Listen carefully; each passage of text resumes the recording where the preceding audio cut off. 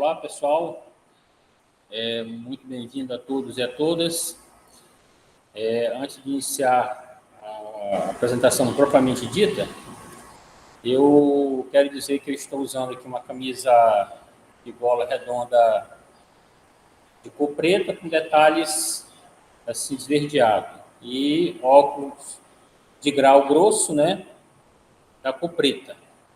Uso barba também, né, ligeiramente grisalha. Então, eu sou Roberto Amaral Neto, aluno de doutorado do PPIST, né, da UFPA, e orientando o professor Francivaldo Alves Nunes, nosso atual coordenador do curso, e bolsista da FAPEMA. Também sou professor de História do Instituto Federal do Maranhão, do IFMA, e as reflexões que eu trago aqui no momento são reflexões que fazem parte da minha pesquisa. Isso já faz alguns anos, e tem questões já conclusas, outras questões nem tanto, provocações, questões que eu vou deixar para a gente refletir em outro momento, de forma que eu espero que esse minicurso de 1 hora, é o tempo que a gente tem, a gente possa provocar mais indagações, suscitar mais interesse sobre a questão agrária maranhense, questão fundiária, do que propriamente só conclusões, né? Só o fato de a gente estar provocando essa discussão e as pessoas que vão participar, que vão assistir o vídeo, e está de alguma maneira contribuindo para que esse debate venha a público e que a sociedade civil possa se engajar e participar ativamente deles. Então, o minicurso, o título é Grilagem, Lei de Terras e Resistência Camponesa, né? Então, quero só esclarecer que, com relação à grilagem, me concentrei principalmente alguns fatos da década de 60, alguns outros fatos da década de 70 e alguns também da década de 80. Então, deu para pensar um pouco, né, um pouco da década de 60, 70 e 80, mas eu me concentrarei principalmente na década de 70, né, pelo tempo, né? A minha pesquisa abrange da década de 60 até princípio de 80, né? Mas por conta do tempo, eu me concentro na questão do fenômeno da grilagem, a década de 70. Quando eu falo lei de terras, né, eu estou falando da lei de terras do Estado do Maranhão, né? Não é a lei de terras do Império, de 1850, não é isso, né? Em 1969, né, o então governador José Sarney criou uma lei, a lei estadual, chamada Lei Sarney de Terras. Então, é esse fenômeno que a gente vai discutir logo a seguir. E a resistência camponesa também, eu trabalho principalmente na década de 70, né? Claro que uma vez ou outra eu vou pensar a questão da década de 60, início de 80, mas o minicurso se concentra principalmente na década de 70, né? Então, eu vou iniciar com alguns slides, e a apresentação eu dividi em 3 partes, né? Eu vou tentar ser o máximo mais didático possível, né? Então, são 3 partes, né? A primeira parte eu falo sobre a lei de terras, a outra parte eu falo sobre grilagem, e a última parte eu termino com resistência camponesa, né? Lembrando que isso é meramente uma questão didática, para que a gente possa se fazer entender, tá? Mas que esses fenômenos eles estão imbricados de uma tal forma que seria impossível uma divisão mais rígida, certo? Então, como eu falava anteriormente, o nosso minicurso é grilagem, Lei Sarney de Terras e Resistência Camponesa no Maranhão, Maranhão contemporâneo na década de 70, né? Lembrando que quando o tema permitia, a gente dá uma fugida da década de 70. Então,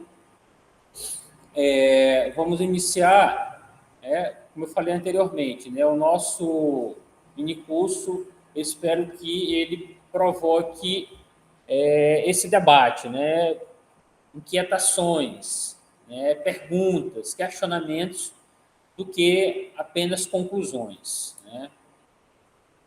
Então, para começo, a gente percebe que, quando inicia, né, a Lei de Terras, né, o governo do Maranhão, né, lembrando que a lei é de 69, o Sarney saiu em começo de 70, quem concretizou a lei foi o próximo governador, que foi o governador Pedro Neiva de Santana, né? Então, Pedro Neiva começa a jogar com os valores do povo maranhense. Inclusive, eu trouxe aqui um recorte do Jornal do Dia, de 11 de abril de 73, né, que ele fez um discurso, né, num encontro de integração nacional no Rio de Janeiro, no qual ele falou o seguinte, né, o governo cumpre a sua parte ao criar infraestrutura, mas para que o desenvolvimento se faça realidade, necessário se faz que a iniciativa privada, brasileira e internacional, se una ao esforço maranhense na transformação de riquezas das potencialidades que a natureza oferece pródiga. É este Maranhão onde a beleza do passado se soma à decisão de construir um grande futuro, que vem a este seminário conclamar a iniciativa privada para o convívio com o esforço dos brasileiros lá no meio norte e nordeste, verde e limiar da Amazônia, realizar o objetivo da integração nacional pelo desenvolvimento. Então, a história é a primeira a dar-nos testemunho de que é possível construir riqueza no Maranhão. Durante os 50 anos que vão do último quartel do século XVIII à independência, o Maranhão foi a quarta província econômica do Brasil. No começo do século XIX, São Luís tinha o dobro da população da cidade de São Paulo. O algodão maranhense era disputado no mercado de Londres. Fazemos este convite, com certeza, de que os maranhenses, povo e governo, solidários da visão do progresso, já estamos cumprindo a nossa parte. Em 7 árduos anos, com tenacidade de quem sabe fazer da consciência do subdesenvolvimento uma grande arma, criam-se, com apoio permanente do governo federal, as condições de estrutura econômica, social e administrativa, que mudaram a face do Estado e permitem assegurar que o Maranhão é hoje um bom investimento. E aí ele conclui: nessa meia dúzia de anos, duplicou-se a matrícula no ensino primário, triplicou a matrícula do ensino médio, com a iniciativa pioneira no Brasil do ensino pela televisão. Centuplicou-se a matrícula do ensino superior, ampliou-se de 5 para 40 o número de cidades com abastecimento de água, a rede rodoviária estadual aumentou 5 vezes e a quilometragem pavimentada elevou-se de 0 para mais de 1.000 quilômetros. O número de cidades servidas por sistema industrial de energia elétrica passou de 1 para 82. A tonelagem de sementes distribuídas pelo governo foi de 40 vezes multiplicada. As patrulhas motomecanizadas de apoio à agricultura têm hoje 20 vezes mais unidades do que há 2 anos. Então, o discurso do governador Pedro Neiva de Santana, o governo dele começou em 71 e foi até 75, no Encontro de Integração Nacional do Rio de Janeiro, e Jornal do Dia, de 11 de abril de 73, página 9. Aqui dá para a gente compreender de cara exatamente que o governador do Maranhão foi ao encontro nacional de governadores para vender as terras do Maranhão. Essa é a ideia. Então, havia uma ideia que começa com Sarney e que perpassa o governo de Pedro Neiva e os demais governos da oligarquia Sarney, que está em processo de consolidação, de que Maranhão é a porta de entrada da colonização da Amazônia. Então, nada mais natural do que, dentro dessa visão conservadora, de levar para um encontro de integração nacional de governadores com o governo federal as possibilidades que o Maranhão tinha para servir de entrada para esse processo de colonização da Amazônia. Então, o discurso tem esse propósito. Vamos para o próximo slide. Então, uma outra questão também que é necessário a gente levantar, antes de continuar essa discussão, é qual a concepção teórica e metodológica que nós adotamos durante a pesquisa, né? E, logicamente, as conclusões aqui, do debate, as provocações, vêm exatamente a partir dessas concepções teóricas e metodológicas. Então, a abordagem desta pesquisa ela é qualitativa, devido ao seu caráter descritivo-analítico. Fato evidenciado em suas várias fases, né? Coleta, registro e análise das fontes, as quais elas estão pautadas no diálogo permanente uma com as outras. Uma não subvalorizando a outra, sem hierarquias nem grau de importância. A pesquisa está alicerçada no materialismo histórico dialético, a partir do olhar thompsoniano de cultura e experiência, nas contribuições do paradigma indiciário a partir das concepções de Carlo Gisbo sobre a cultura camponesa em escala microhistórica, os quais dialogam entre si e estabelecem os rumos desta pesquisa, que, além de buscar a compreensão macro dos fenômenos, também dirige o seu olhar para os detalhes e particularidades dos sujeitos e objetos estudados. Ou seja, o mesmo paradigma indiciário usado para elaborar a forma de controle social, sempre mais sutis e minuciosas, pode se converter no instrumento para dissolver as névoas da ideologia. Então, citação do Gisbo. E se as pretensões de conhecimento sistemático se mostram cada vez mais como veleidades, nem por isso a ideia de totalidade deve ser abandonada, porque se a realidade é opaca, existem zonas privilegiadas, sinais, indícios que permitem decifrá-la.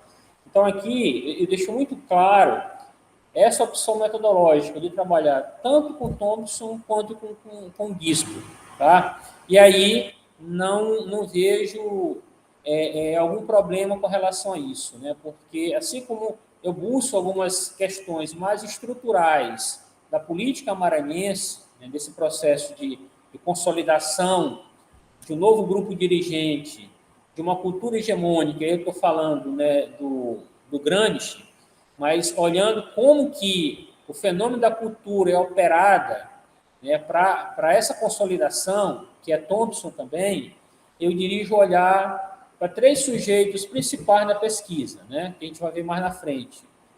Como que essas lideranças camponesas elas foram operando a partir dessa experiência e readequando a luta a partir de um olhar próprio, singular da realidade do campesinato maranhense. Então, vamos para o próximo slide, que também reforça a minha concepção teórica e metodológica. Diz assim: os sujeitos de baixo, invisibilizados pelas metanarrativas e também pelos discursos oficiais, são transformados em protagonistas dessa pesquisa. Então, não é só Sarney, não é só o Pedro Neiva, não são os outros governadores nem dirigentes do Brasil, né? Mas isso esse diálogo permanente entre o micro e o macro, tento fazer isso, né? E estou conseguindo fazer o tempo todo na pesquisa. Então, suas memórias narradas em biografia e autobiografias, assim como a documentação que relata os feitos desses sujeitos, são igualmente importantes para esta pesquisa. Tanto a documentação oficial produzida pelo Estado, quanto os documentos do campesinato e de suas entidades de representação são fontes de pesquisa de primeira grandeza para esta narrativa da história do tempo presente, pois ela trabalha com sujeitos vivos, onde os fatos ainda estão sendo compreendidos no tempo quente do acontecimento, diferentemente do passado bem mais recuado, no qual não há tanta influência dos sujeitos e fatos sobre o momento em que o pesquisador narra os acontecimentos. O historiador faz como se pudesse agarrar na sua marcha o tempo que passa, dá uma pausa na imagem para observar a passagem entre o presente e o passado, desacelerar o afastamento e o esquecimento que espreitam toda a experiência humana. Né? Citação do Russo. Então, assim, trabalhar com fatos do tempo presente é de um desafio imenso, mas toda a historiografia contemporânea veio mostrar que é possível, existem trabalhos excelentes que pegam esses fenômenos contemporâneos e trabalham de uma forma magistral. Tá? Então, não vejo nenhum problema. Né? E aí eu cito o Russo, né? Que a gente está num tempo quente. Né? Nesse tempo quente, a partir de um distanciamento metodológico, todas as ferramentas que a historiografia dispõe para o historiador, ele pode fazer esse distanciamento, não temporal, mas metodológico, e construir uma narrativa perfeitamente plausível para os tempos contemporâneos. Vamos para o próximo.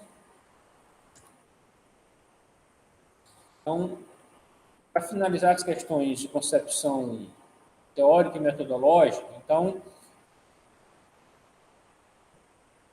como eu disse antes, né, esta narrativa é uma narrativa, uma história thompsoniana. Tentar construir uma história thompsoniana desse olhar de cultura e experiência, né? Sabendo perfeitamente que, dentro daquele velho esquema, né, de um marxismo estruturalista, a base, a infraestrutura, ela não vai determinar a superestrutura, né? Elas estão em permanente diálogo, uma influenciando a outra, de forma que não há o nível de baixo, que é o econômico, determinando o tempo todo de cima, mas o contrário. Como que esses níveis estão conversando, tá? E como que esse processo de dominação se dá, não por uma questão meramente econômica, mas por uma questão cultural, né? Que valores, que costumes, né? Que representações de mundo as elites vão construindo dentro desse processo de dominação das classes, né? Então, essa história thompsoniana, ela se dá a partir do contexto e do processo histórico. Ela nunca se dá a priori, mas ela se dá no meio da travessia, ela se dá na caminhada. Tá? Os modos de escrever a história são tão diversos, as técnicas empregadas pelos historiadores são tão variadas, os temas da investigação histórica são tão díspares, e, acima de tudo, as conclusões são tão controversas e até veementemente contestadas dentro da profissão que é difícil apresentar qualquer coerência disciplinar. Então, é interessante essa passagem do Thompson, a miséria da teoria, que o que ele coloca é que nenhuma narrativa ela vai ser unanimidade. Ele não for unanimidade, Marx não for unanimidade, nenhum historiador, ninguém vai ser unanimidade. Agora, o que é necessário é, dentro da ética, dentro dos métodos, das teorias que se dispõem para o trabalho do historiador, você fazer uma narrativa que possa ser o mais verossímil possível. Né? Lembrando que imparcialidade aqui não existe e nunca existirá. Tá? Toda narrativa ela se dá a partir de escolhas, posicionamento político do pesquisador. Tá? Então, quem você vai trabalhar em primeiro plano? Quais são as ideias que você vai colocar acima das outras? Ou que objetos e fenômenos e sujeitos você pode dar uma atenção especial? Então, a narrativa é por si só um ato político. Tá? As transformações socioeconômicas do Maranhão nas décadas de 50 e 60 faz parte do conjunto de mudanças estruturais por qual passou o Brasil nesse período. Então, a grilagem, a lei de terra, a resistência camponesa é o nosso problema histórico, né? Então, é a partir desse problema que a gente trabalha, pesquisa e, consequentemente, a narrativa em cima desses fenômenos. Então, a ditadura civil-militar empresarial é compreendida como um período de rotineização da grilagem levada a cabo pelo próprio Estado. O Estado, sobretudo a partir da ditadura civil-militar, utilizou para a reprodução do capital de ampla política de incentivos fiscais às grandes empresas, que investissem principalmente em terras, nas áreas de fronteira de expansão do capitalismo, né, que é do Pietro. Então, observe, e aí existe essa posição do Pedro, ela casa perfeitamente com a ideia de José de Souza Martins, tá? da frente de expansão e a frente pioneira do capital. Ou seja, a partir da segunda década do século XX, os governos militares ampliaram o processo de colonização e não só investimento público, investimento estatal, mas investimento público. E a forma que o Estado, a parceria que esse Estado empresarial teve para poder chamar o setor privado foi através de incentivos fiscais, né? Incentivos fiscais de empresas, e aí você tem quase todos os bancos privados brasileiros, grandes empresas brasileiras compraram terras na Amazônia, a partir desses incentivos fiscais, criaram empreendimentos privados, desse processo de expansão, não só de expansão, mas processo de expansão e de transformação do capitalismo, né? O Pietro trabalha muito isso, esse processo de transformação do capitalismo, né? Ou seja, à medida que o capitalismo ele avança para a fronteira amazônica, foi um processo dual, né? Ele avançou e ao mesmo tempo se transformou, né? Autores como José de Souza Martins, o próprio Florestan, trabalha muito mais esse processo de expansão do capitalismo, tá? E aí o Pietro trabalha esse processo de transformação. Como que essas relações de produção elas vão se transformando nesse processo de expansão, tá? E aí a gente percebe, isso fica muito evidente quando a gente vê o renascimento da escravidão por dívida, da escravidão contemporânea, ou seja, em pleno processo de expansão do capitalismo, mas grande parte da força de trabalho desses empreendimentos da Amazônia foi exatamente o trabalho escravo, a escravidão por dívida, né? Então, é um processo de transformação conservadora do capitalismo.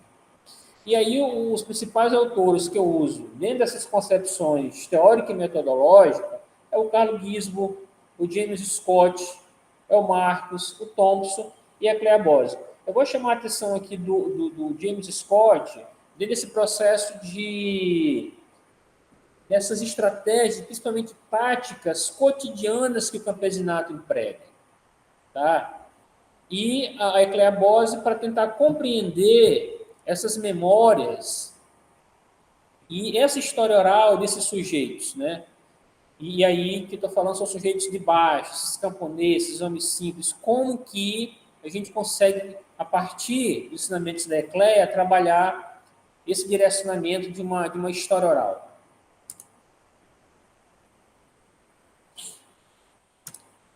Então,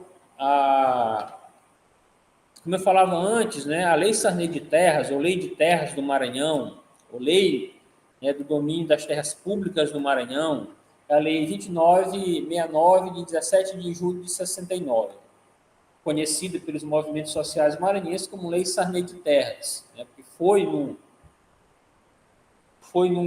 governo dele que foi aprovada, lembrando que ela é aprovada em julho,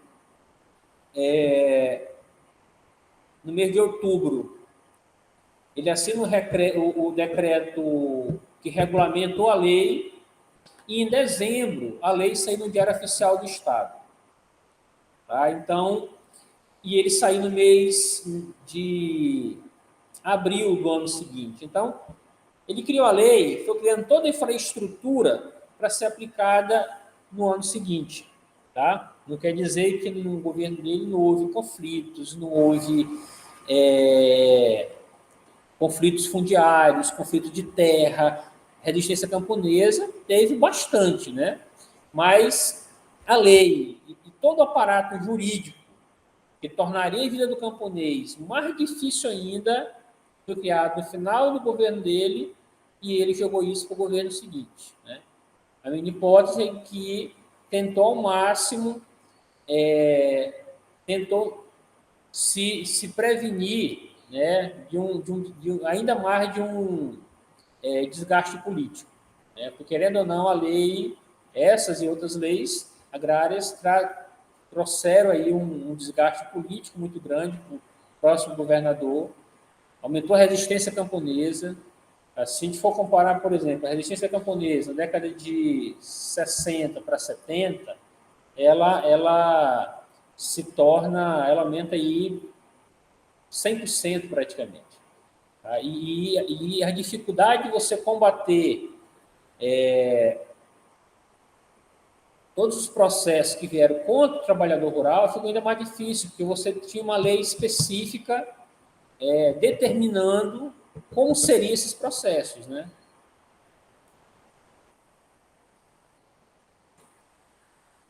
Então, na década de 60, né, como eu falei antes, final da década de 60 e década de 70, né, a principal legislação agrária maranhense que dificulta a vida desse trabalhador, e vamos lembrar que a gente está, né, a partir da década de 64, década de 70, né, num período mais difícil da ditadura militar. Tá? Ou seja, os movimentos sociais, populares, a resistência contra a ditadura, ela está sofrendo perseguições e embates terríveis, né? Então, em meio a esse processo, né, a esse Estado autoritário, é criado em 6 de dezembro de 68, portanto, um ano antes, né, alguns meses antes da Lei de Terras, a Reserva Estadual de Terras e as Delegacias de Terras. Então, o decreto 3831 criou a Reserva Estadual de Terras e, para disciplinar, para fiscalizar essa Reserva Estadual, se criou um departamento exclusivo para cuidar só disso, né, as Delegacias de Terras. E aí, a segunda legislação foi a Lei Sarney de Terras, né, a Lei 2969 de julho de 69.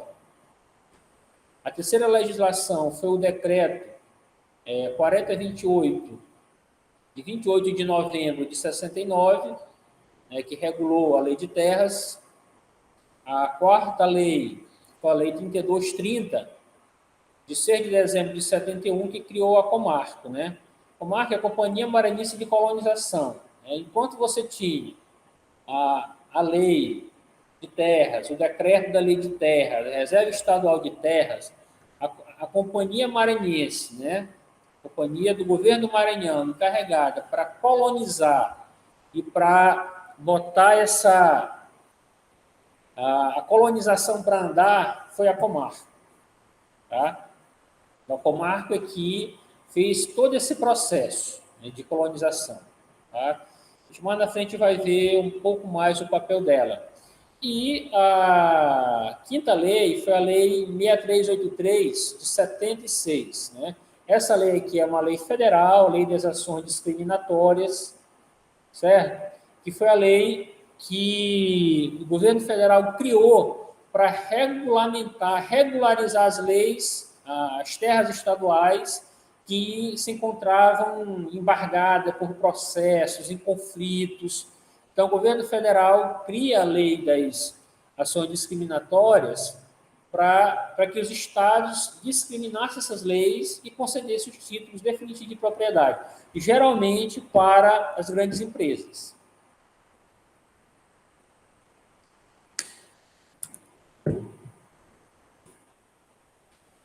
Então, assim, com relação à lei propriamente dita, a lei 2969, 17 de julho de 69, diz assim, o artigo 1. O domínio público do Estado do Maranhão sobre as terras é imprescritível. Artigo 2. Pertence ao Estado as terras devolutas, as terras de domínio pleno, as terras concedidas na forma da lei, sem perda pelo poder público, da capacidade de livre disposição sobre as mesmas, as terras que revertem o patrimônio estadual em virtude de desapropriação, as terras possuídas por comprador ou concessionário inadimplente, as terras arrecadadas como bem vago. Aqui deixa muito claro que terras seriam essas, né? Ou seja, todas as terras devolutas, que era a maior parte das terras do Maranhão, pertenceria ao Estado. E uma das questões mais importantes da lei, que aí se introduz a compra, né? O valor monetário da hectare, o artigo 29. Então, o valor da hectare de terras no domínio estadual será igual ao custo unitário da regulamentação da mesma, mais o preço unitário do capital fundiário. Parágrafo 1º. O custo unitário de regularização de terras será padronizado e estimulado mediante tabela em termos estruturais a ser elaborado pelo Departamento de Desenvolvimento Agrário. Segundo, o preço unitário do capital fundiário será pesquisado em loco, calculado anualmente, corrigido, representando 50% dos valores de produção e localização. Terceiro, deduzir-se-ão do preço fixado em termos unitários das despesas constantes do custo unitário de regularização, desde que as mesmas tenham sido efetuadas pelo requerente, com o levantamento topográfico e a confecção de cartas. Essa questão, esse terceiro parágrafo aqui, era para as grandes empresas que já tinham equipamentos, imóveis na localidade. De nenhuma maneira a Comarco ia fazer aqui cálculo de roça, roçado ou de cabana de trabalhador rural. Então, isso aqui você percebe claramente que são artigos e parágrafos que vão beneficiar as grandes empresas, o latifúndio, e não o trabalhador. Então, como eu falei antes, a Comarco, assim que foi criada, passou a fazer a gestão, inicialmente, depois o governo do Estado faz alguns adendos e a quantidade de terras aumenta, mas inicialmente foi 1.700.000 hectares de terras, pertencente ao patrimônio público do Estado, que passou para a Comarco. Essas terras eram vistas pela classe dirigente como solução aos problemas econômicos do Maranhão, os quais, dentro de uma visão econômica que privilegiou os empresários rurais e a grande propriedade, portanto, o latifúndio, seriam sanadas com a introdução de capitais privados na economia maranhense. Então, essa é a visão conservadora da modernização da agropecuária do Estado. Em nenhum momento fala-se de reforma agrária, mas do incremento da modernização da agropecuária e do latifúndio. Então, em obediência ao regimento interno da Comarco, consoante o disposto nas leis que regulam a matéria, a venda de terras pela companhia será feita em 3 níveis. O primeiro nível, nível 1, para pessoas físicas, de 25 a 500 hectares, ao preço de 5 a 10% do salário mínimo local. Nível 2, para pessoas jurídicas, de 501 a 13.000 hectares, de 6 a 12% do salário mínimo local. E o nível 3, de área superior a 13.000 hectares, também destinado a pessoas jurídicas. O valor de 7 a 14% do salário mínimo local. Ou seja, só comprava terra quem tinha dinheiro. Então, a Comarco deixava muito claro isso.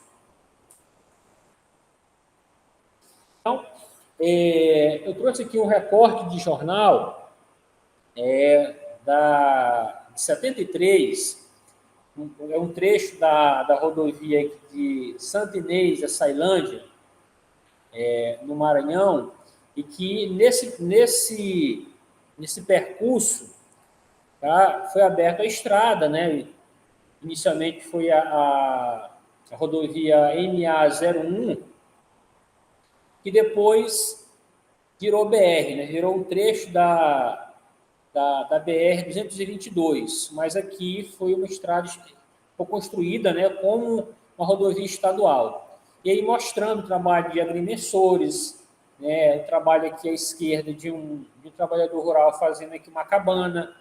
É você perceber como que, dentro de uma visão ambiental, que foi se abrindo estradas, destruindo aqui as matas, dentro de uma visão de modernização conservadora daquela época, né? De maneira nenhuma se pensou aqui numa visão de agroecologia, de uma harmonização com o meio ambiente, mas não, né? A ideia era destruir tudo, plantar capim, criar boi ou, mais na frente, soja, eucalipto, enfim. A ideia de uma agropecuária empresarial e moderna. Tem também mais um mapa mostrando aqui o projeto de colonização da comarca, que aí você percebe, né, o município de Santa Luzia, o município de Açailândia. Então, nesse trecho aqui, que eu falei anteriormente, foi aberta a estrada, né, a rodovia estadual, e o trecho também aqui de Santa Luzia a Grajaú. Então, nessa região aqui, forma aqui meio que um triângulo, é que foi o primeiro, que é a gleba 3, né, do loteamento da comarca, onde a gente pode observar que ia abrigar tanto trabalhadores rurais quanto as grandes empresas, e a ideia seria, né, em tese, de uma harmonização, né, entre o pequeno trabalhador e a grande empresa, mas inicialmente foi aqui que ocorreu o projeto de colonização da comarca, né? Lembrando que nesse processo aqui, muitas vilas surgiram, essas vilas se transformaram em cidades independentes, né? Exemplo de uma delas é Buriticupu, Bom Jardim também. Então, foram cidades, a própria Santa Inês, que era uma vila, foi transformada em cidade. Então, muitas cidades surgiram nesse processo de colonização da comarca. Vou dar uma corrida aqui, um pouco mais, por conta do nosso horário. Então, a comarca, a implantação do projeto da comarca foi marcado por todo tipo de intempéries, né? No começo de 73, menos de 100 colonos estavam nos lotes, quando o plano estabelecido seria 3.000 nesse ano. Então, se for comparar 100 que está fixado para 3.000, uma diferença larga. Em 74, estavam 1.035 famílias em 12 povoados e 2 núcleos administrativos avançados, quando já deveriam estar umas 7.000 em mais de 70 povoados, né? Então, veja que o projeto foi idealizado pela comarca de um jeito, mas ela chegou aqui no trabalhador totalmente diferente. Agora, seria oportuno, se tivesse tempo, explorar por que isso aconteceu. Porque ao invés de 3.000 colonos, você tem apenas 100. Porque ao invés de 70 povoados, você tem apenas 12. Né? Então, exatamente porque algo para o trabalhador não estava saindo de acordo com o que ele queria. Então, a situação da comarca também não era boa. O dinheiro foi escasseando, porque a gorda verba de 75 milhões de cruzeiros que o governo federal tinha dado sumiu da noite para o dia. Ou seja, quem fazia essa gestão? A comarca junto com o governo estadual. Então, evaporou-se. A cooperativa faliu. A serraria não dava lucros para a companhia. Com esses problemas, a colonização da comarca arrefeceu, né? Os recursos financeiros foram diminuindo e automaticamente ela foi tendo a mesma poder para gerir, para poder botar para frente o projeto de colonização. Então, para o recrutamento de famílias, só a polícia de Buriticupu continuava firme e decidida no propósito de combater os trabalhadores rurais e defender o latifúndio, né? Porque se o trabalhador rural estava reclamando porque não tinha água, por exemplo, porque não tinha estradas e sinais, né? A polícia estava ali, a polícia do Estado autoritário para exatamente coibir essas manifestações do campesinato, dos camponeses, mas protegia a grande propriedade, o grande latifúndio, né? Então, da parte dos trabalhadores, com relação aos camponeses, alguns obstáculos apareceram. Primeiro foi a água. A área mais seca foi destinada aos colonos. Só poderiam abastecer-se com água de poço. Então, dependendo da situação, né, da região, a água dá a profundidades elevadíssimas, né? Somente máquinas conseguem cavar esses poços artesianos, né? O cacimbão, o manual ali não tinha como. Então, era um problema mais para o trabalhador rural, para o camponês.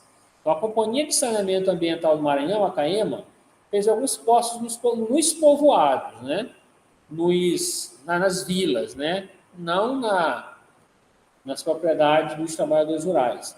Mas constantemente quebrava uma peça, faltava óleo para as bombas, os caminhões-pipas atrasavam, etc. Muitas famílias, por essa razão, tiveram que abandonar o projeto. Então, se aquela família, né, de trabalhador rural, que conseguiu comprar um lote tal, ela vai embora, você imagina que o latifúndio, a grande propriedade rural, vai se apropriando lentamente desses lotes de terra, né? Com apoio da polícia, logicamente. Então, eles não podiam vender a madeira dos lotes, pois a cooperativa organizada pela Comarca faliu. E os gastos com a serragem e transporte eram muito altos. Então, tiveram que se sujeitar totalmente aos doutores da área, como diz o Vitor Celi. Os colonos não podiam botar sua roça do tamanho que quisessem, eram roças pequenas que, por isso, não davam para sustentar a família. Então, a dificuldade dos trabalhadores foram aparecendo, né, no cotidiano, né, no dia a dia, aparecia cada vez mais dificuldades para se manter nos seus lotes. Eu trago para vocês aqui, para a gente observar como que o Estado autoritário brasileiro, também do Estado do Maranhão, aqui representado pela Comarca, sabia de tudo isso. Então, tem um documento aqui da DOPS, né, que a Comarca solicita, né, a DOPS e a Delegacia de Ordem Política e Social do Maranhão enviou para o SMI exatamente desses problemas que a Comarca estava enfrentando com trabalhadores, com questão de água, com reivindicações, né? Se ele aparece aqui como um documento confidencial naquele momento, né? Hoje, né, o Arquivo Público do Maranhão e outros arquivos públicos do Brasil têm esse material, tanto da DOPS quanto da SNI, mostra que o governo estadual, o governo federal, os altos escalões do governo sabiam desses problemas. Se eles não faziam nada a favor do trabalhador, porque não queriam, mas eles estavam mapeando, eles tinham conhecimento de tudo isso. Tá? E a minha tese é de que eles mapeavam tudo isso para quando fosse necessário qualquer tipo de intervenção política, social, policial, eles tinham o dossiê completo, né? Mas isso para prejudicar o trabalhador, as classes trabalhadoras, né? E não beneficiados. Então, por conta do nosso tempo, tá? A gente finaliza a primeira parte agora, e aí, como eu estou comentando já ao longo dos slides, eu vou continuar nesse mesmo método por conta do nosso tempo, senão a gente não consegue ver os slides todos. Então, segunda parte, a grilagem maranhense. Então, eu trouxe para vocês aqui dois casos, né? Fazenda Pindaré, né? Das grandes grilagens do Maranhão, uma das maiores do Brasil, e a Fazenda Maguari, de 74. Por questão de tempo, eu não vou trabalhar a Fazenda Maguari, Fazenda Maguari era inicialmente do senador, do ex-presidente José Sarney. Na época, em 74, ele era senador pelo Maranhão. E Sarney compra uma propriedade que inicialmente era 300 hectares, depois passa para 3 mil hectares. Isso gerou processo na Justiça Federal, ele acabou vendendo, enfim, é todo um imbróglio que envolveu o ex-governador, ex-presidente José Sarney. Tá? Mas eu vou me ater na Fazenda Pindaré, foi onde eu trouxe a documentação, né? E a gente pode tentar compreender um pouco mais, já que é a grilagem de maior expressão no Maranhão. Então, a região de grilagem, nessa época, década de 70, começo de 80, no Maranhão, é essa região do oeste e do centro maranhense. São essas duas áreas em que a grilagem vai se concentrar. Se perguntar hoje, onde é que está a grilagem maranhense está mais acentuada? É no leste maranhense, né? E um pouco no sul. Mas o sul maranhense vai ser muito na década de 80. Né? Então, década de 90, 2000 para cá, está muito concentrada no leste. Mas década de 70, o oeste maranhense, o centro maranhense, por conta da colonização da Amazônia, é que vai se concentrar grande parte dessa grilagem. E a Fazenda Pindaré está nessa região, né? Do oeste e do centro maranhense.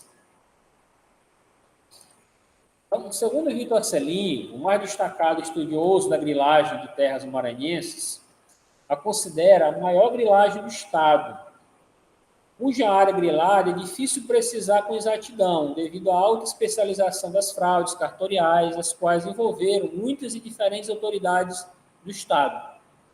Ainda que tal prática tenha contado com esse grau de aperfeiçoamento, ainda assim, as pistas e marcas deixadas ao longo do seu percurso permitem reconhecer as singularidades desse fenômeno maranhense.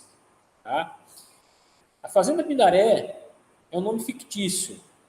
Ela foi assim batizada para designar o conjunto de terras griladas no Vale do Pindaré, que fica na mesorregião oeste maranhense, sendo também chamada de Grilo Pindaré, exatamente pela grilagem das terras daquele vale, daquela área. Como veremos a seguir, essa imensa área grilada foi dividida e subdividida em dezenas e centenas de propriedades, as quais foram utilizadas para a implantação de grandes projetos agropecuários, financiados pelos órgãos oficiais do governo federal e estadual, como, por exemplo, a SUDENE, a SUDAM e o BDM, que era o Banco de Desenvolvimento do Maranhão, criado no governo Sarney. Então, a grilagem das terras do Vale do Pindaré teve 3 linhas de ação. 3 ramificações, ora independentes e ora interligados, a saber, o Grupo Sulista, que eram goianos, mineiros, paulistas e maranhenses. Grilagem envolvendo a fraude do inventário de Maria Alves de Jacinto da Silva Aguiar no século XIX. E grilagem de Almir Alexandrino de Abreu, amigo íntimo do governador Pedro Neiva de Santana. Então, vejam o grau de especialização desses grileiros da Fazenda Pindaré. Os caras foram buscar o inventário do século XIX, esse inventário ficava no segundo ofício da cidade de Imperatriz, fraudaram, fizeram enxerto, tiraram partes do inventário que não interessava, colocaram outros, então fizeram toda uma engenharia para poder fraudar as terras do Vale do Pindaré. Então, um trabalho profissional, de especialistas, que contou, logicamente, com os funcionários e políticos da alta administração estadual. Então, as 3 linhas de grilagem da Fazenda Pindaré tiveram êxito, existindo diversas declarações de propriedades, todas da mesma Fazenda Pindaré, todas cadastradas no INCRA. Então, descobrimos 7 declarações principais, todas distintas uma das outras, porém da Fazenda Pindaré. As declarações apresentam as seguintes áreas. Então, tinha uma declaração do INCRA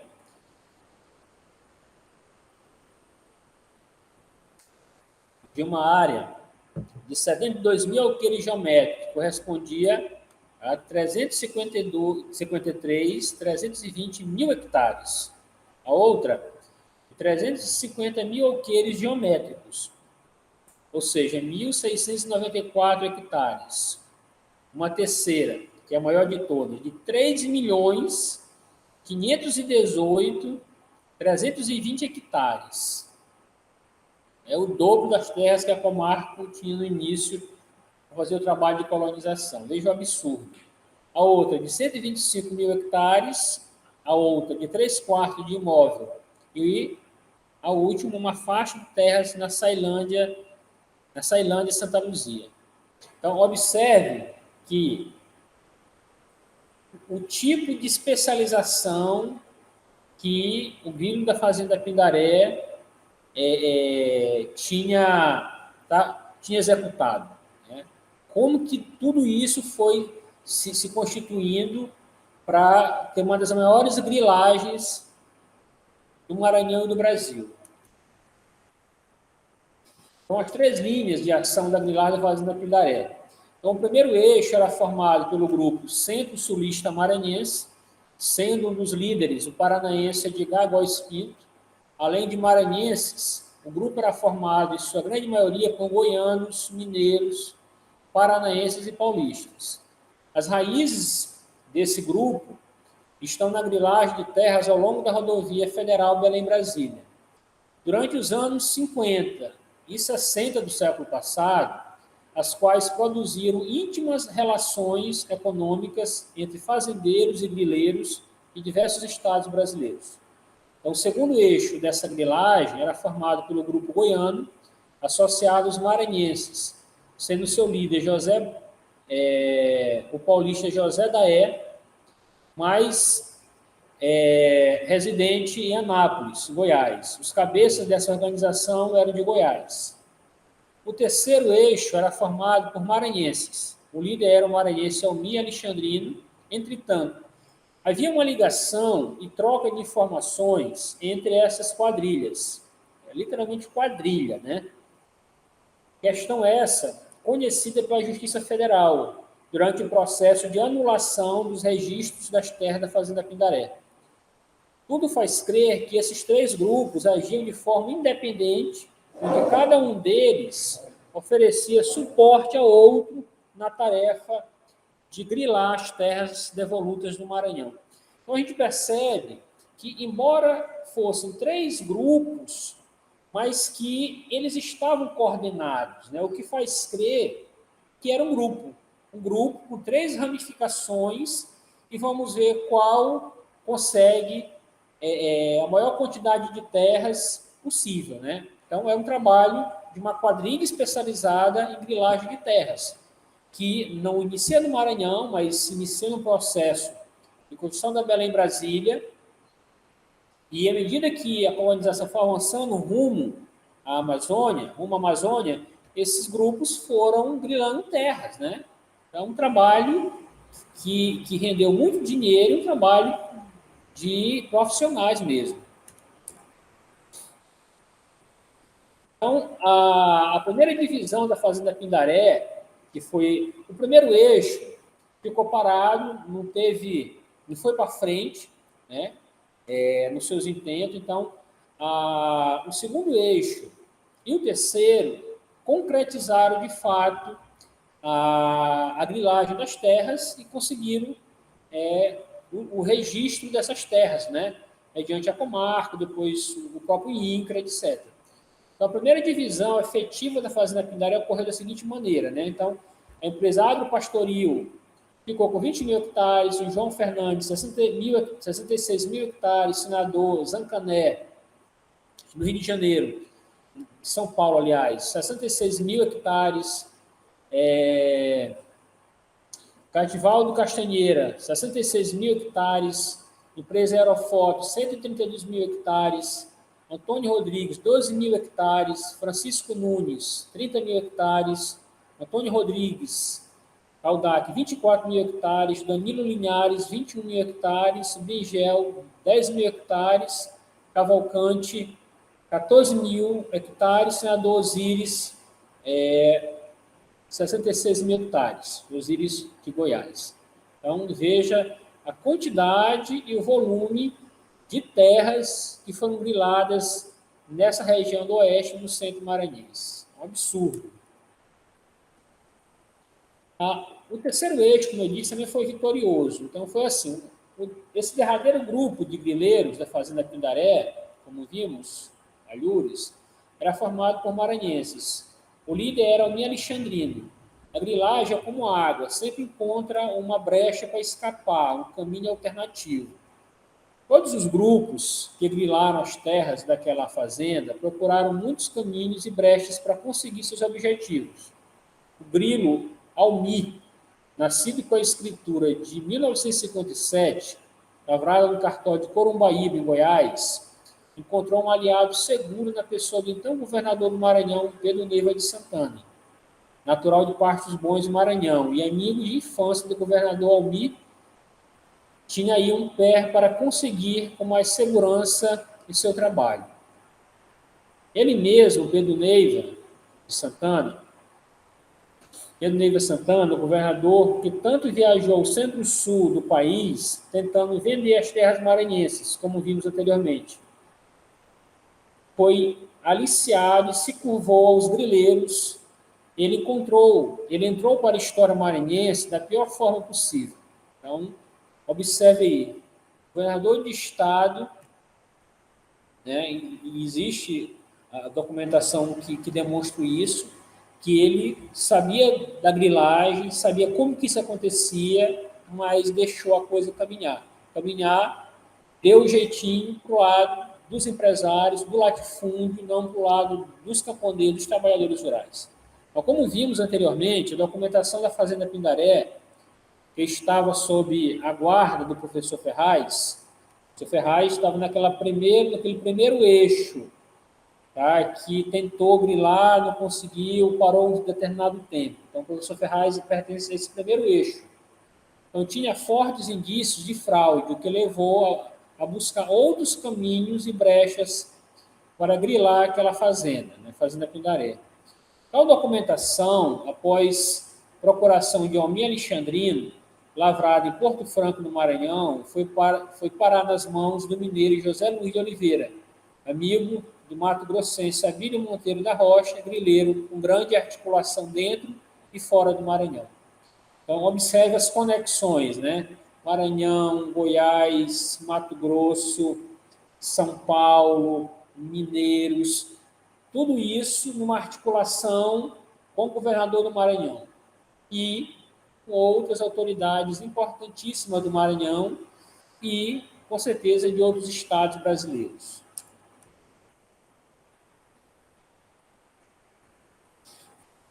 Então, em 3 de março de 71, 13 meses após a posse do governador Pedro Neiva de Santana, o grupo dos grileiros sob a liderança de Almir se encontraram em São Luís com o governador maranhense.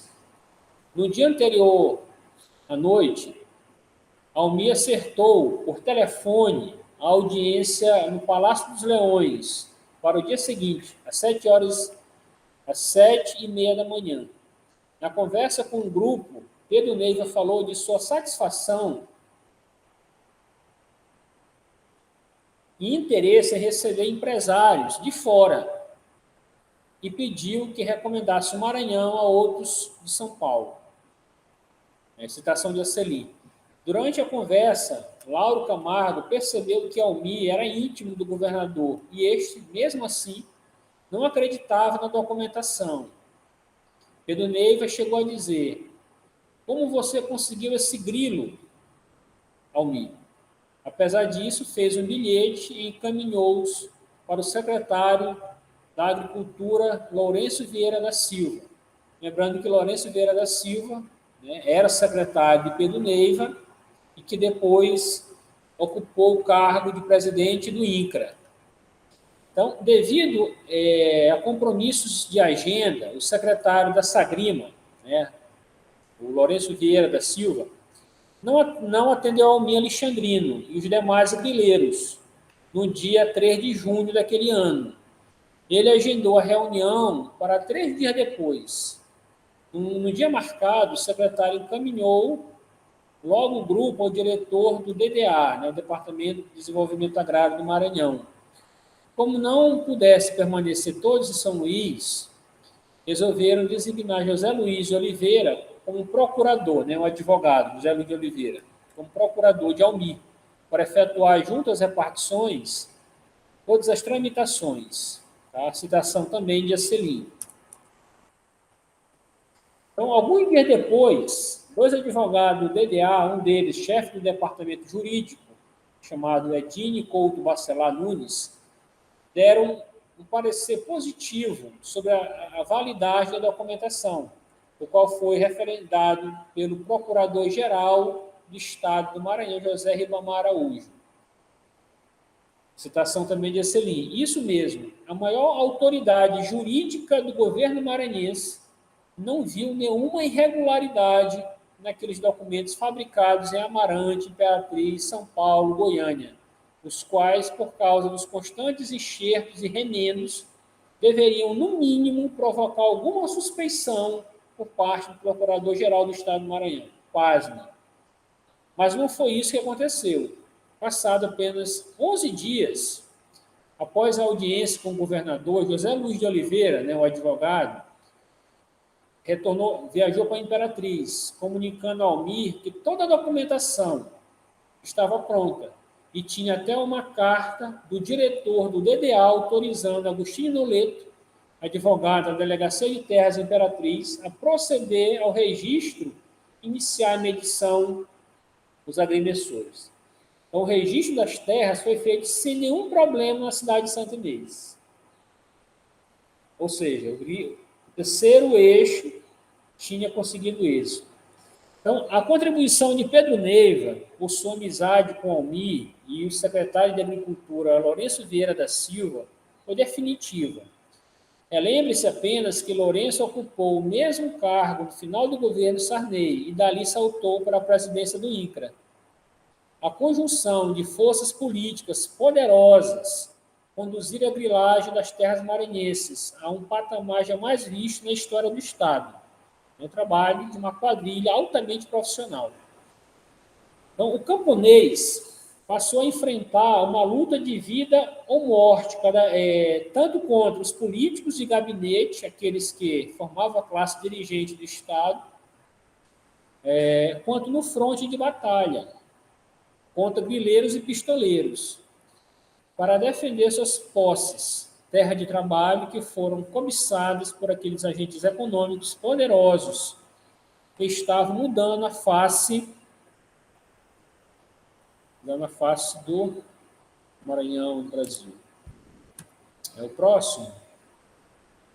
Então, esse terceiro eixo da grilagem da Fazenda Pindaré, ligado ao Almir Alexandrino, dividiu as terras da seguinte maneira. O Almir Alexandrino ficou com 51.190 hectares, o Lauro Camargo ficou com 58.080 hectares, Eraci Pereira, 56.660 hectares, Manuel Vilela Machado, 101.320 hectares, José Luiz, o advogado, 55.660 hectares, assim que foi rateado.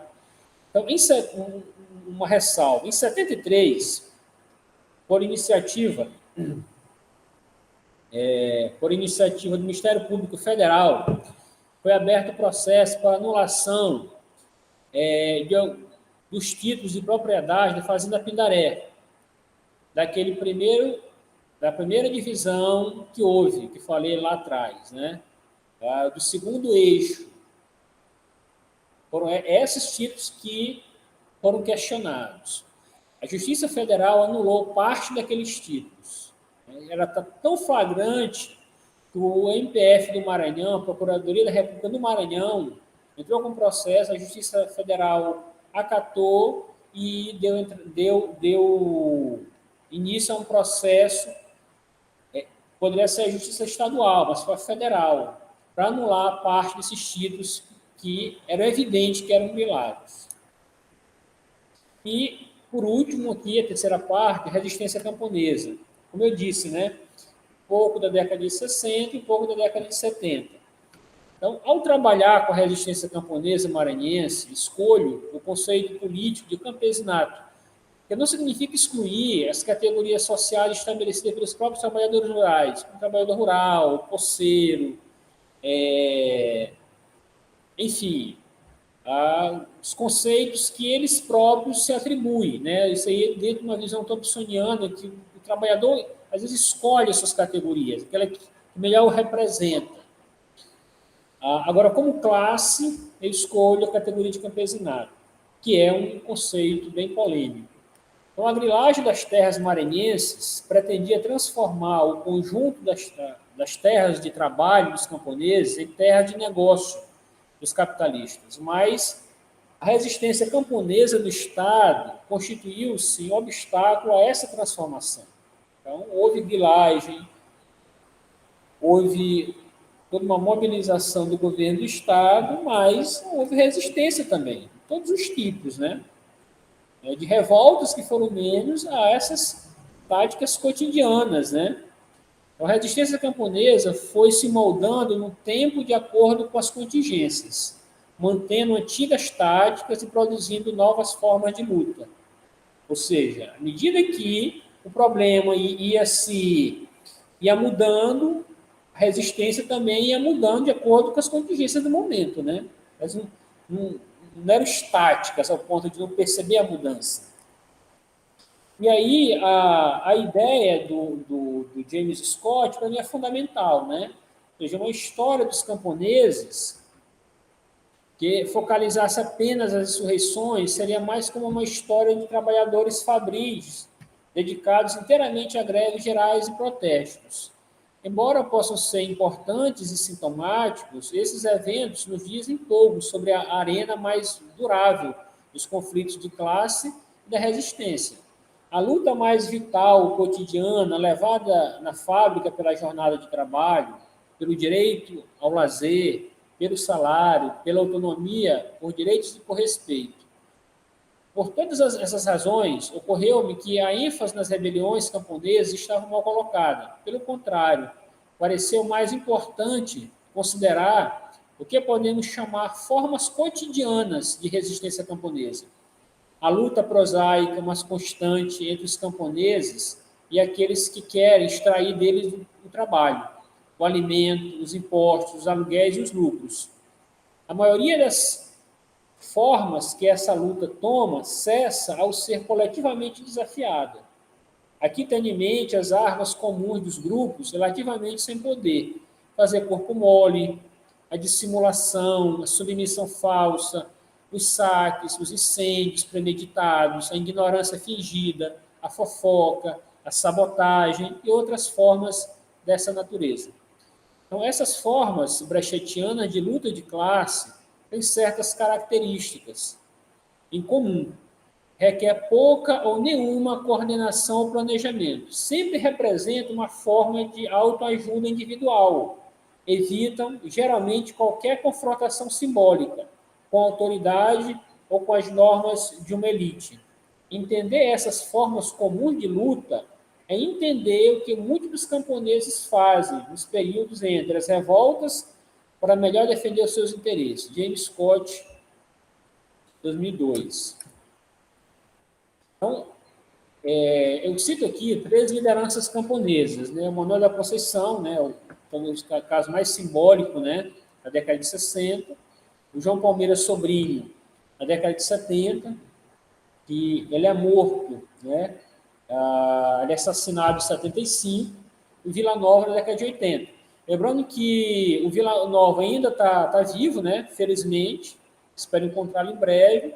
O Conceição já faz algum tempo estava assim, doente, tá? E esse ano, no mês de agosto, ele veio a falecer, tá? Acho que aos 87, 86 anos, tá? Que é o grande símbolo da resistência camponesa, da resistência política no campo, tá? Então, aqui eu trago uma foto do Conceição, esse bem aqui, né, na frente, começo da década de 80, quando ele voltou do exílio, ele estava na Suíça, né, os companheiros aqui com faixa recebendo ele no aeroporto, belíssima homenagem. E aqui uma foto atual, né, ele já se doente, já bem idoso, na faixa dos seus 80 anos, com o Flávio Dino, atual governador do Maranhão, e o ex-presidente Lula aqui ao lado. Então, uma foto assim, bem emblemática que mostra a importância desse homem na história do campesinato e na história política do Maranhão. Né? Tem uma foto assim, mais recente do Vila Nova, né? Vila Nova, começo do ano passado, de 2020, ele publicou o livro dele de memórias, um excelente livro que eu recomendo a todos e a todas. Tá? E aqui na Câmara de São Luís, ele fez o lançamento do livro. E o João Palmeira Sobrinho, aqui eu trago para vocês uma foto de jornal, tá, que mostra o velório dele. Né? Foi brutalmente assassinado na região de Buriticupu, né, pelos piores matadores daquela região, que era o Curica, o Japão e o Jová, que mataram essa importante liderança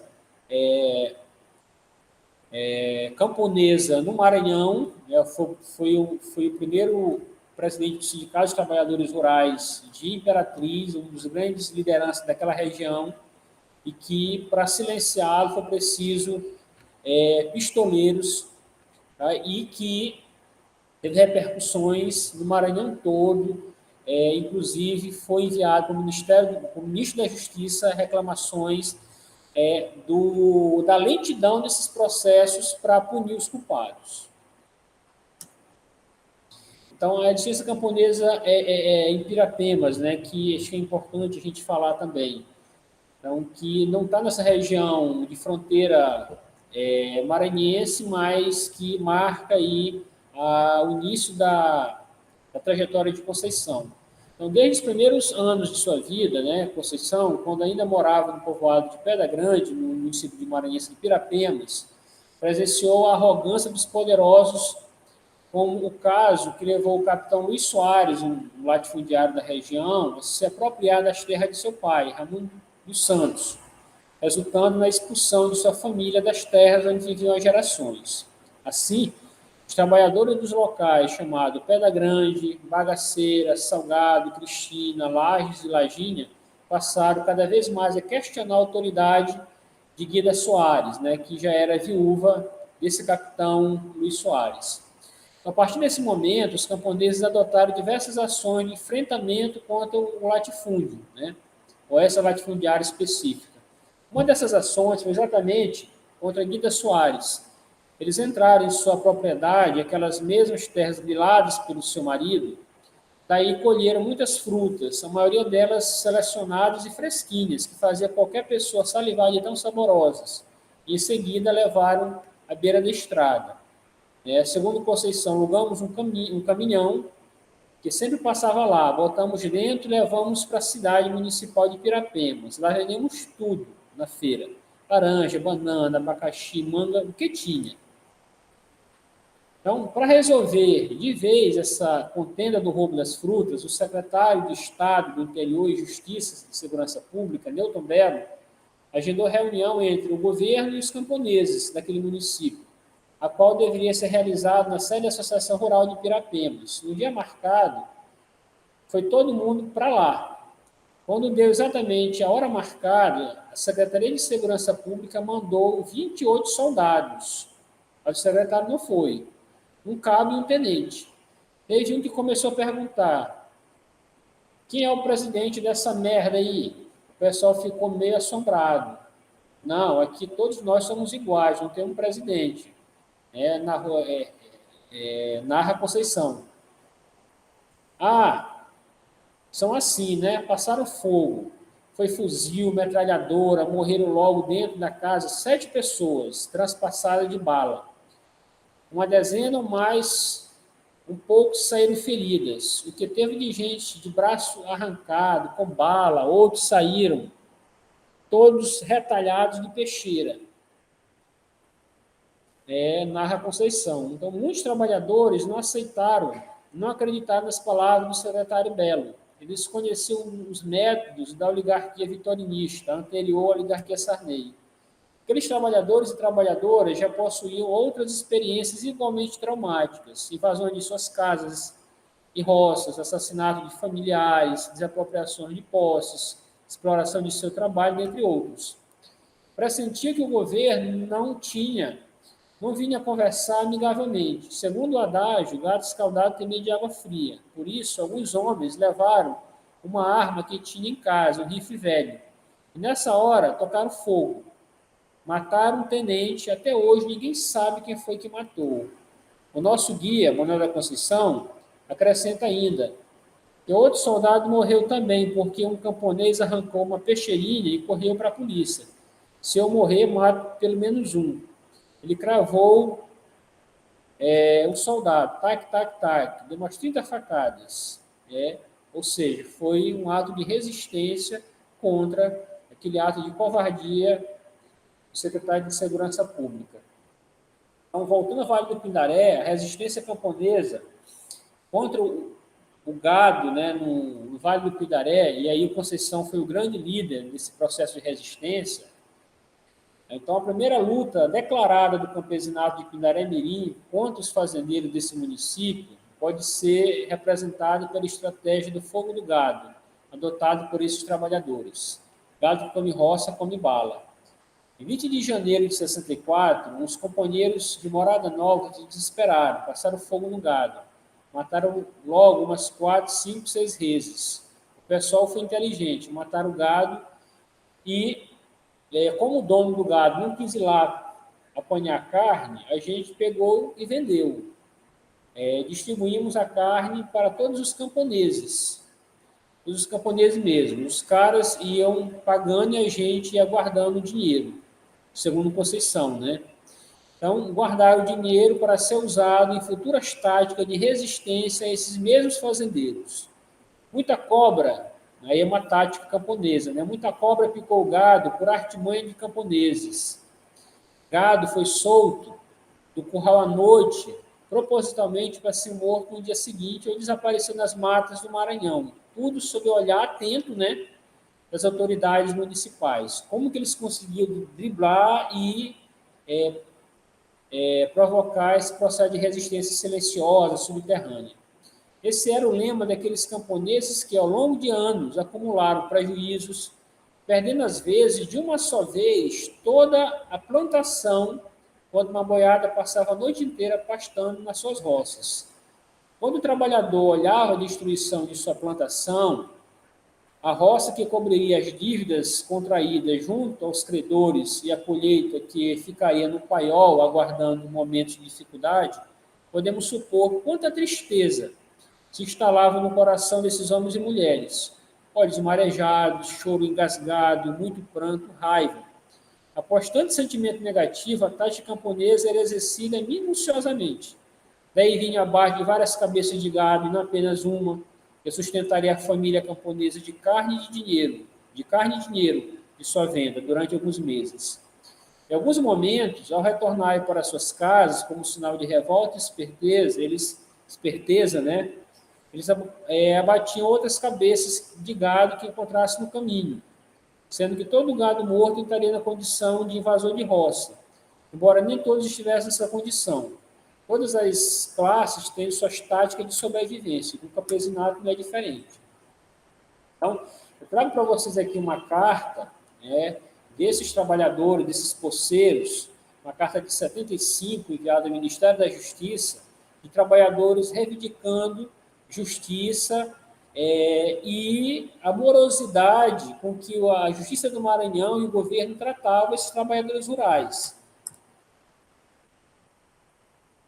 Então, a SUPRA, né, que era a Superintendência de Reforma Agrária do governo Goulart, João Goulart, foi ao município de Pidaré-Mirim, porque lá ocorriam os maiores conflitos fundiários do Maranhão, a região de maior resistência camponesa do estado. Então, as memórias de Conceição deixam evidente a polarização entre aquelas classes que lutavam numa arena prosaica, onde tudo podia acontecer. Por isso, o fiel da balança nunca esteve totalmente inclinado para os fazendeiros, né, os latifundiários. Foi assim até o final do governo Jango 64. Tá? Então, a gente tem nesse processo de resistência, né, o grande articulador, né, naquele momento, foi o Sindicato dos Trabalhadores Rurais de Pidaré-Mirim, isso aqui foi criado em 63, foi o primeiro sindicato de trabalhadores rurais do Maranhão, foi esse de Pidaré-Mirim, e Conceição foi um dos criadores, que nasceu o seu segundo presidente. Tá? Então, você tem aqui repressão policial, luta contra o gado e latifúndio, derrubar e queimar cercas, ficar na terra até o fim, emboscada contra pistoleiros, libertação de trabalhadores da delegacia de polícia Socorreiro Santo Inês, incêndio de delegacia de polícia Socorreiro Muriticupu, assassinato de João Palmeiras Sobrinho, em 75, como eu falei anteriormente, e na década de 70, final de 60 para 70, a Manuel da Conceição comandou um foco de guerrilha na região do Vale do Pindaré. E algum tempo depois ele coloca todos os entraves, tudo aquilo de errado que foi feito, que isso durou poucos meses, esse foco de guerrilha. E a criação da FETAM em 72, tá? Tentando congregar todos esses sindicatos de trabalhadores rurais com um processo de resistência no estado todo. E muito obrigado. Espero que, como eu falei no começo da minha fala, eu tenha provocado mais inquietações, dúvidas, que propriamente certezas, né? Mas eu espero que a apresentação e o minicurso tenha servido aí para esclarecer algumas questões que às vezes ficam sombreadas, que não é de interesse do governo divulgar tudo isso, né? Mas a academia e os pesquisadores existem também para isso, né? Para lembrar, para mostrar aqui que a sociedade às vezes quer esquecer ou já esqueceu. Muito obrigado e até outro momento.